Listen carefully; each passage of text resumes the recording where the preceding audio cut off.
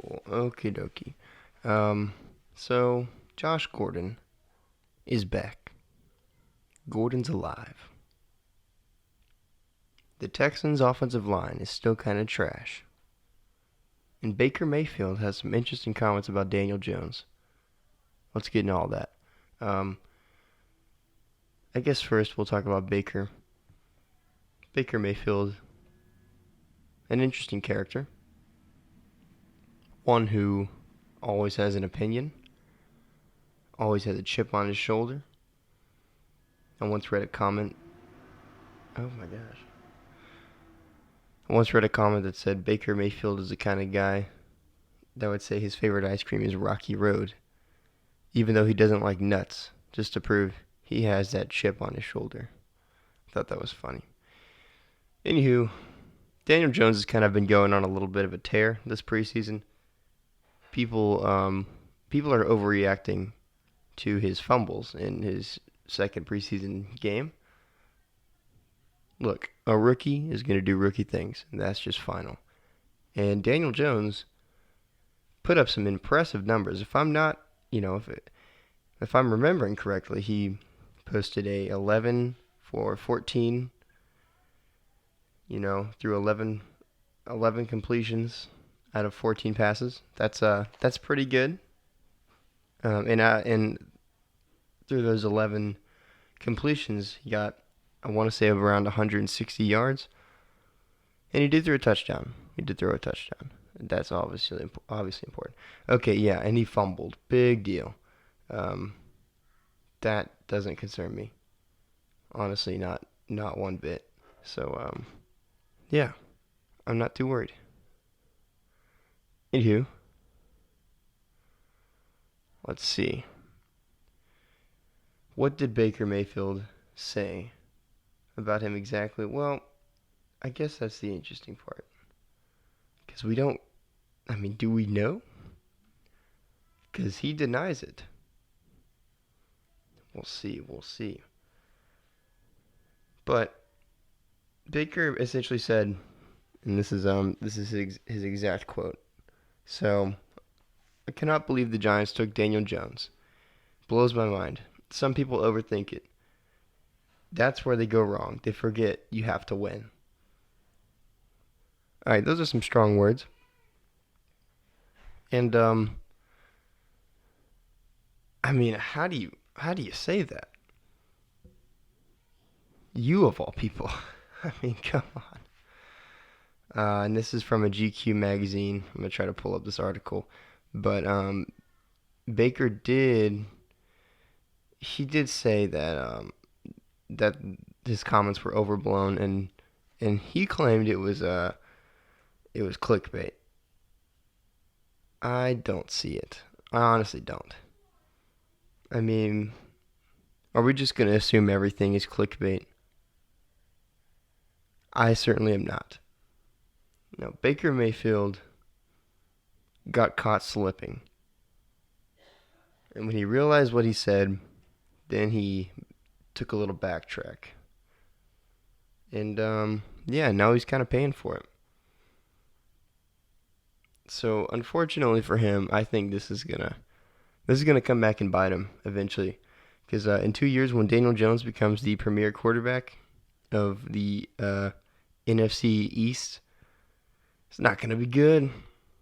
I'm telling you, we're on that Daniel Jones train. No, I'm kidding. I think he'll be good though. I'm not gonna lie. Daniel Jones, whew, that's gonna be something. But yeah, Baker Mayfield, and of course, no hate towards Baker. He's a good quarterback, but yeah, he gets himself into some trouble. He says some dumb things. He doesn't think that Daniel Jones is gonna win.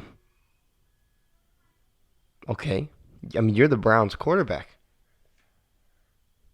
I mean, as if you, of all people, have so much wise words to say about quarterbacks winning. I think not. So, yeah, so this is. I just don't. I don't see why he would say that. Again, Allegedly. Okay. Now, apparently he did reach out to Daniel Jones and apologize, or I'll say clear the air. Um, he walked his comments back a little bit. He said, "This is not what I said, just so we're clear." And this is from his Instagram story. I also said I was surprised I got drafted number one. And then he was talking about the flaws in evaluating quarterbacks, where I brought up winning being important. Reporters and media will do anything to come up with a clickbait story. I've heard nothing but good things and wish nothing but the best for Daniel. So, these are some interesting little differings of opinions. I mean, GQ doesn't just put out anything. I mean, they also put out the Jalen Ramsey piece a couple years ago, where he basically went down a list and just said trash, garbage, the dumbest quarterback I've ever played against. He said all those things about quarterbacks. I mean, I'm hesitant to believe that GQ is just gonna take a couple words from Baker and then turn them into a hit job. Nah, don't see it. Now, what I do see about this whole situation is, once again, in a couple years, Daniel Jones might pretend it's all fine and good, but in a couple years, Baker's gonna pay. I'm excited. It's gonna be cool. But yeah, so I guess you see for yourself. So I guess I'll talk a little bit more about Daniel Jones, because that's my boy. I need him to follow my Instagram page. It's my ultimate goal. But Daniel Jones got so much hate when he got drafted, and I'm not gonna sit here and pretend that I was like, oh, he's gonna be the greatest player of all time. But I was also like, Dwayne Haskins isn't gonna fit in New York. It's just not gonna work. Who's he gonna throw to? I mean, no. So yeah, I feel a little partial to Daniel Jones because nobody liked him. I mean, that's the same thing that happened to J.J. Watt. Plenty of players went to this. So I think Daniel Jones can be really really good. Aside from the fact that he's basically Eli Manning. I mean, he's a carbon copy. That's what everybody's saying. I mean, I don't know. It's going to be interesting. And again, he's had a pretty impressive preseason. So, not that translates, but we'll see. But yeah, he is behind one of the worst offensive lines in football. So, there's no telling what happens at all with that in the regular season. As we know, that's just different. But speaking of offensive lines, the Texans, also one of the worst offensive lines in the NFL. Ever since Dwayne Brown threatened to hold out in, what was it, 2017, the Texans haven't had a good offensive line. And even before that, the offensive line problem in Houston is just ridiculous, for crying out loud. And the fact of the matter is that the solution is right there. The solution is in Washington. Just trade for Trent Williams. Oh my God. Just do it. And I know they won't, but that's really all you got to do. I mean, that's the end of the story. But they won't. So some solutions, in my opinion. So I've been watching a couple Texans games, and the blocking was actually not that bad in the preseason.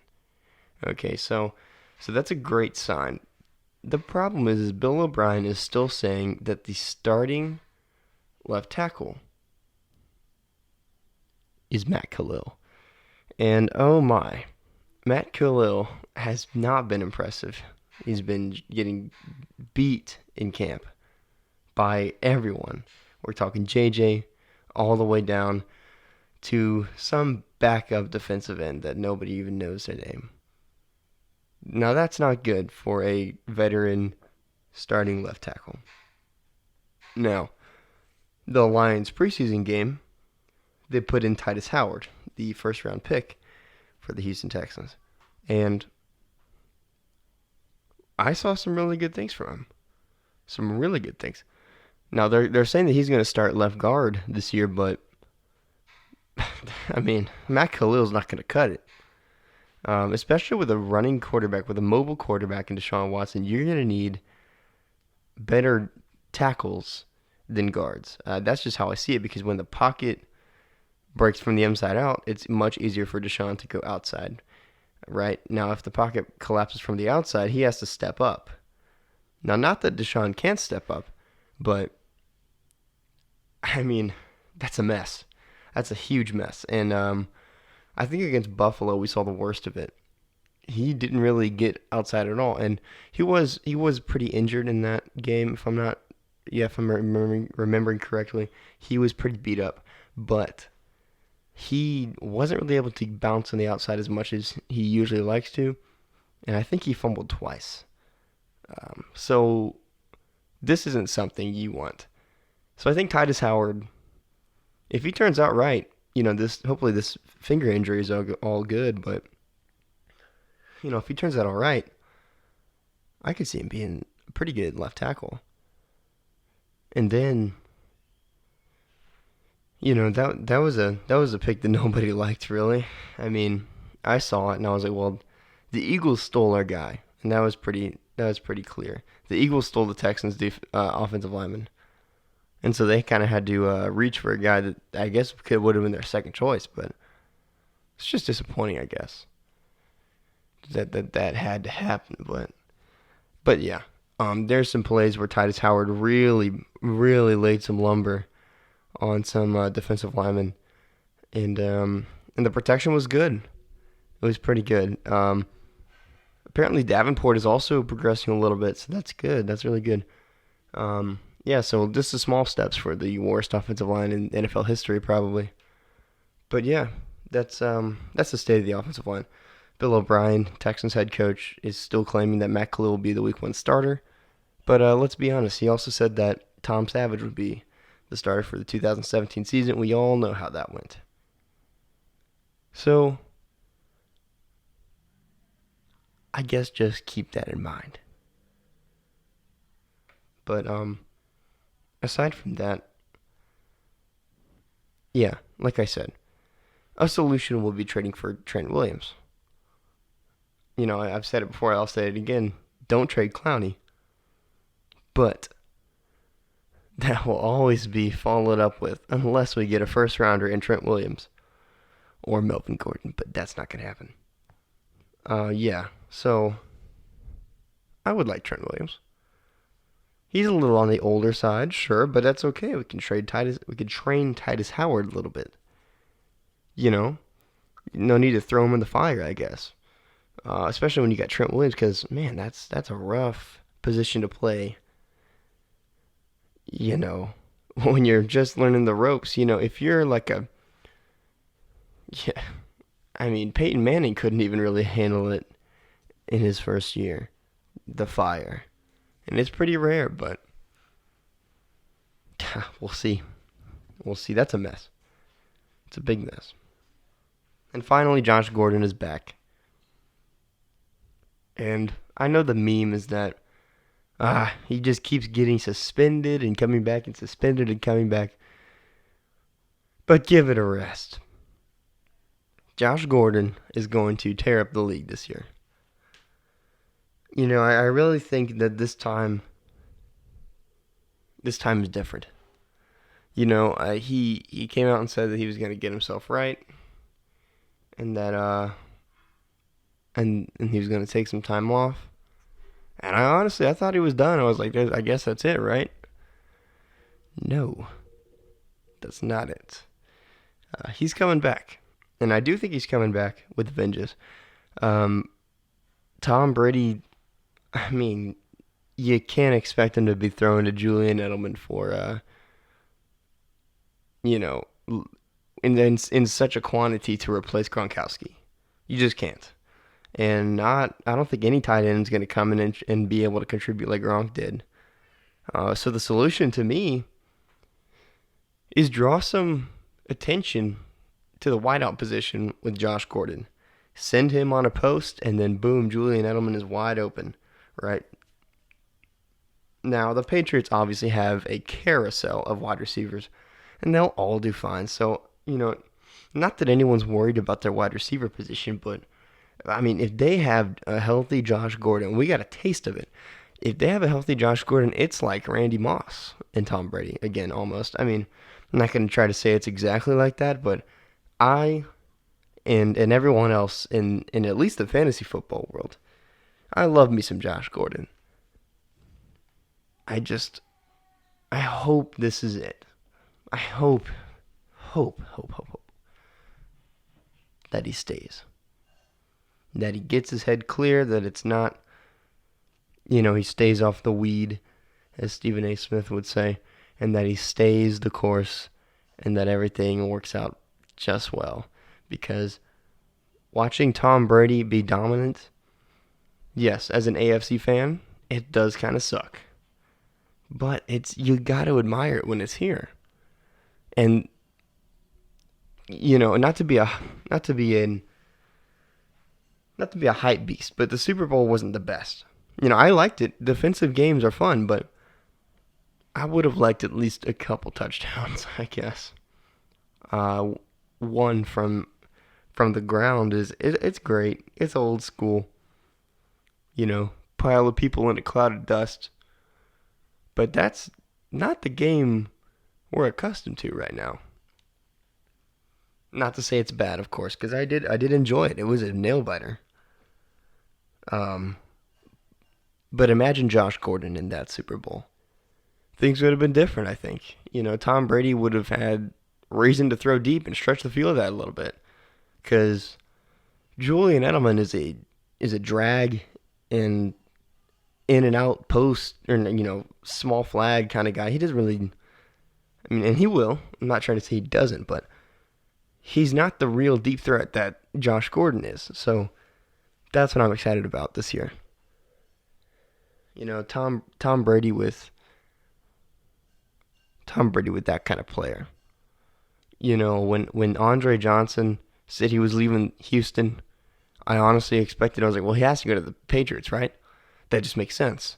Tom Brady needs a guy like him. And of course he went to the Colts and the Titans and betrayed Houston and all that fun stuff, but that's the kind of similar vibes that I'm getting here. Josh Gordon with Tom Brady. Absolute freak of nature.